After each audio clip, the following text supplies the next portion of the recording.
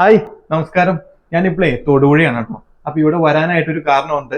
കാരണം എന്താണെന്ന് വെച്ചാല് നമ്മുടെ സുഹൃത്തിന്റെ കുറച്ച് നാളത്തായിട്ടുള്ള വാട്സപ്പ് സ്റ്റാറ്റസ് എന്നുവെച്ചാല് ഏത് വണ്ടി പർച്ചേസ് ചെയ്താലും നമ്മുടെ ലൈലാൻഡിന്റെ എക്കോമെറ്റ് ആയിരിക്കും.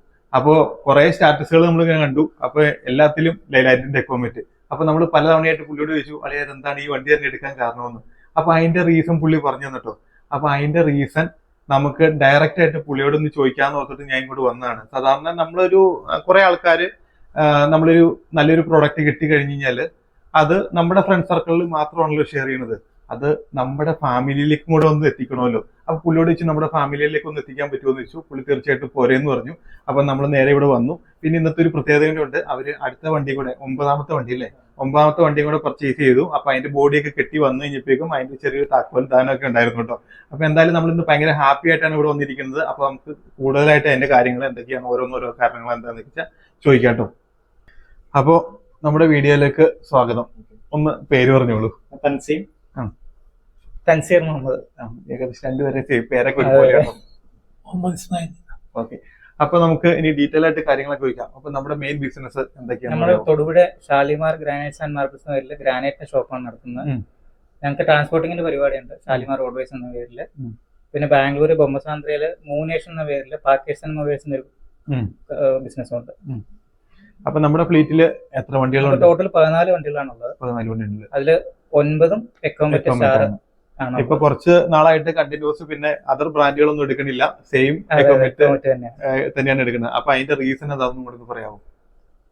റീസൺ നമ്മള് 2017 ആദ്യത്തെ വണ്ടി എടുത്തത്, എക്കോമെറ്റ് എടുത്ത്. പിന്നെ തുടർന്ന് ഇങ്ങോട്ട് കൂടുതൽ വണ്ടികളും അവർ തന്നെയാണ്, ലൈലാൻഡ് തന്നെയാണ് എടുക്കുന്നത്. സ്റ്റാർട്ട് ചെയ്ത് 2017 20 ഫീറ്റ് എക്കോമെറ്റ് എടുത്താണ് സ്റ്റാർട്ട് ചെയ്തത്. അന്ന് വേറെ ബ്രാൻഡ് വണ്ടികൾ ഉണ്ടായിരുന്നു. പക്ഷെ എക്കോമെറ്റിൽ തന്നെ നമ്മൾ തുടരാൻ കാരണം എന്ന് വെച്ചാല് വണ്ടിയുടെ മെയിൻ ആയിട്ട് മെയിൻ്റനൻസ് കുറവാണ് വണ്ടിക്ക്. പിന്നെ ലൈലാൻഡിൽ നിന്ന് സർവീസ് സപ്പോർട്ട് നല്ലപോലെ ഉണ്ട്. നമ്മളിപ്പോ ഒരു ബ്രേക്ക് ഡൗൺ അല്ല എന്തെങ്കിലും കാര്യങ്ങൾ വന്നാലും ഒരു പറഞ്ഞ ടൈമിൽ വന്ന് അവര് നമ്മുടെ കാര്യങ്ങളെല്ലാം ചെയ്തു തരുന്നുണ്ട്.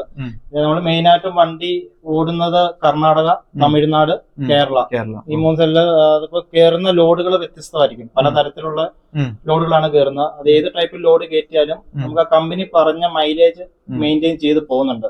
പിന്നെ ഡ്രൈവേഴ്സും ഹാപ്പിയാണ്. അവരും ഓടിക്കുന്നതിലും വണ്ടിയുടെ മെയിൻ്റനൻസ് കുറവിലും കാര്യങ്ങളെല്ലാം അവരും ഹാപ്പിയാണ്.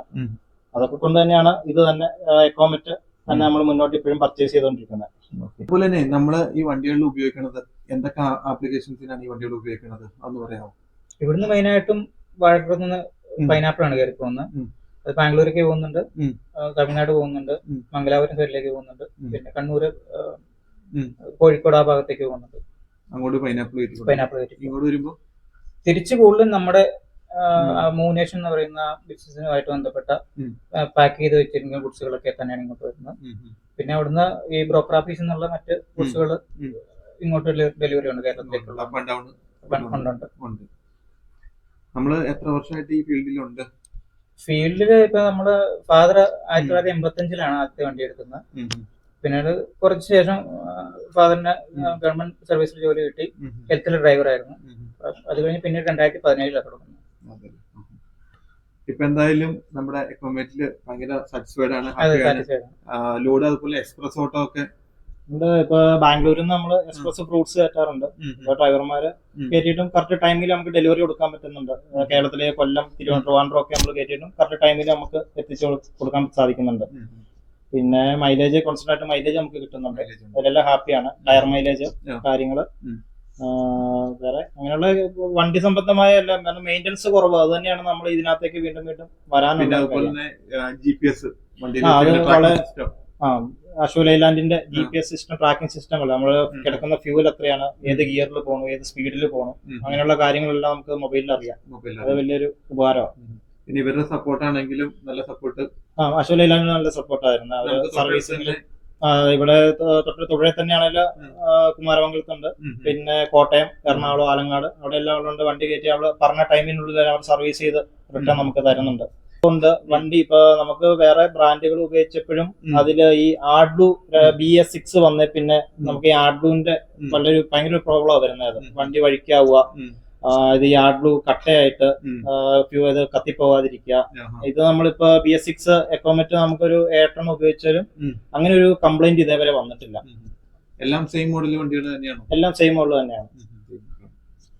മൈലേജിലും ടയർ മൈലേജില് അതുപോലെ വണ്ടിയുടെ പെർഫോമൻസില് അത്യാവശ്യം വേറെ മെയിൻ്റെനൻസ് പരമായിട്ട് കുഴപ്പങ്ങളൊന്നുമില്ല, എല്ലാത്തിലും സാറ്റിസ്ഫൈഡ് ആണ്. അപ്പൊ നമ്മുടെ എല്ലാ വണ്ടികളും ഹൈടെക് ബോഡികൾ തന്നെയല്ലേ? എല്ലാ വണ്ടികളും 20 ഫീറ്റ് ഹൈടെക് ബോഡികളാണ് നമ്മൾ പർച്ചേസ് ചെയ്യുന്നത്. അതിന് കാരണം എന്ന് വെച്ചാൽ എക്കോമെറ്റിന്റെ ബോഡിക്ക് അളവിൽ ചെറിയ വേരിയേഷൻ ഉണ്ട്. അതുകൊണ്ട് പല ലോഡുകൾക്കും കമ്പനി സ്ഥിരമായിട്ട് നമ്മളെ വിളിക്കുന്നുണ്ട്. ഇപ്പൊ ഉദാഹരണമായിട്ട് കോട്ടയം പ്രസന്ന ഡൈനോ ക്രെയിൻസ് ഉണ്ട്. അവരെ നമ്മൾ കർണാടക, അവർക്ക് ചെന്നൈ എല്ലാം നമ്മൾ റെഗുലർ ആയിട്ട് നമ്മൾ വണ്ടി കൊടുക്കുന്നതാണ്. അവരുടെ ആ ഉൽപ്പന്നത്തിന് നമ്മുടെ വണ്ടി കറക്റ്റ് സൂട്ടോ, വേറൊരു വണ്ടി നോക്കിയിട്ട് അവർക്ക് പറ്റുന്നില്ല. ഇതിന്റെ വീതി, നീളം, ലെങ്ത് നോക്കുമ്പോഴത്തേക്ക് അങ്ങനെ പല ഓട്ടങ്ങൾക്ക് നമുക്ക് ഈ വണ്ടിയായിട്ട് നമ്മളെ പ്രത്യേകമായിട്ട് വിളിക്കാറുണ്ട്, ഈ എക്കോമെറ്റ് ഉള്ളത് കൊണ്ട്. ബാംഗ്ലൂരിലെ ബിസിനസ് എന്താണ്, അതിന്റെ ഡീറ്റെയിൽസ് ഒന്ന് പറയാമോ? ബാംഗ്ലൂരിലെ ബിസിനസ്സും ഈ ലോറി ഫീൽഡുമായിട്ട് ബന്ധപ്പെട്ട് നിൽക്കുന്നതാണ്. മൂനേഷൻ എന്നാണ് ബിസിനസിന്റെ ഒരു നെയിം വരുന്നത്. അത് ഈ പാക്കേഴ്സ് ആൻഡ് മൂവേഴ്സ് എന്ന് വെച്ച് കഴിഞ്ഞാല്, അതായത് നമ്മള് ഈ ഓഫീസ് ഷിഫ്റ്റിങ്, ഹൗസ് ഷിഫ്റ്റിങ്, അങ്ങനെയുള്ള കാര്യങ്ങൾ ആണ് കേരളത്തിലേക്ക്, സൗത്ത് ഇന്ത്യയിൽ എല്ലായിടത്തും ഡെലിവറി ഉണ്ട്.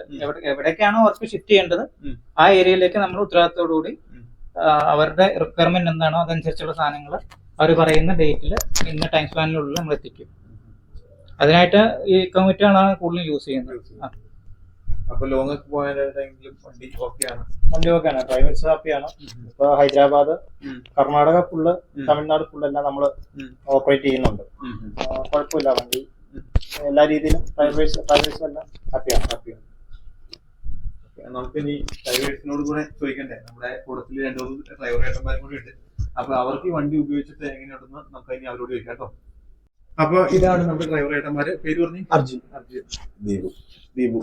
അപ്പൊ എത്ര നാളായിട്ട് ഈ ഫീൽഡിലുണ്ട്? ഞാൻ ഏകദേശം ഒരു 10-14 വർഷമായിട്ടുണ്ട് ഈ ഫീൽഡിൽ തന്നെ ഉണ്ട്. ഞാൻ 2017 തൊട്ടുണ്ട്. എങ്ങനെയുണ്ട് നമ്മുടെ എക്കോമെറ്റ് ഉപയോഗിച്ചിട്ട്? അതിന്റെ ഒരു ഇത് പറയാമോ? എക്കോമെറ്റ് നല്ല വണ്ടിയാണ്. നമുക്ക് ഉറങ്ങാനും കാര്യങ്ങൾക്കെല്ലാം സൗകര്യമാണ്. ഇത് എക്കോമെറ്റ് ഇപ്പൊ ഓടിക്കുന്നുണ്ട് 2 കൊല്ലമായി. സത്യം പറയാൻ എക്കോമെറ്റ് എന്ന് പറയുന്ന ഒരു ഡ്രൈവേഴ്സ് ഫ്രീ വെഹിക്കിളാണ്. കാരണം വെച്ചാൽ നമുക്ക് ഈസിയാണ് വണ്ടി കൊണ്ടുനടക്കാൻ. നമുക്ക് ഇപ്പൊ ഒരു സേഫ്റ്റി പരമായിട്ടാണെങ്കിലും വണ്ടിയുടെ മെക്കാനിക് പരമായിട്ട് നമുക്കൊരു മടുപ്പ് അനുഭവപ്പെടില്ല.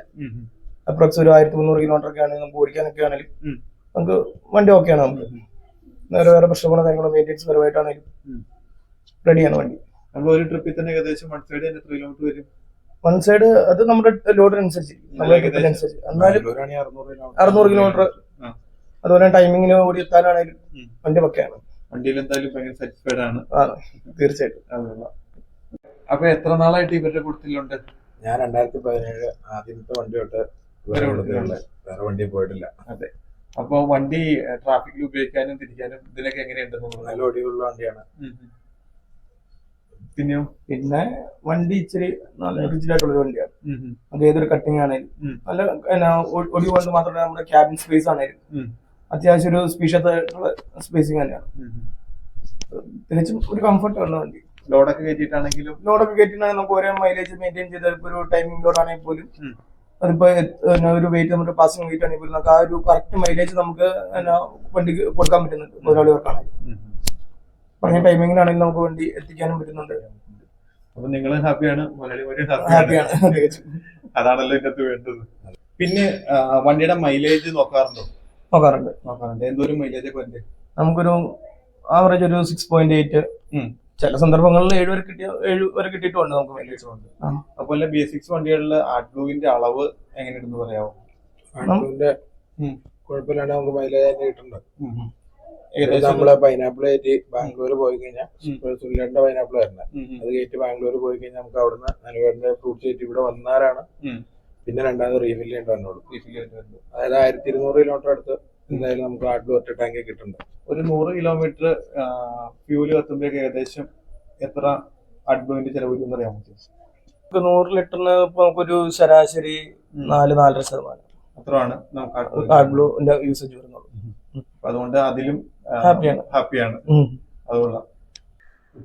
അപ്പൊ എന്തായാലേ നല്ലൊരു പ്രൊഡക്റ്റ് നമുക്ക് ഡീറ്റെയിൽ ആയിട്ട് അതിന്റെ കാര്യങ്ങളൊക്കെ അറിയാനായിട്ട് പറ്റി. അപ്പോൾ നമുക്ക് നമ്മുടെ സബ്സ്ക്രൈബർ അല്ലെങ്കിൽ നമ്മുടെ ഫാമിലിക്ക് വേണ്ടിയിട്ട് നിങ്ങളുടെ ഒരു എക്സ്പീരിയൻസ് നിങ്ങൾ ഷെയർ ചെയ്തു. അപ്പൊ എല്ലാവരോടും ഒരുപാട് സ്നേഹം. Thank you.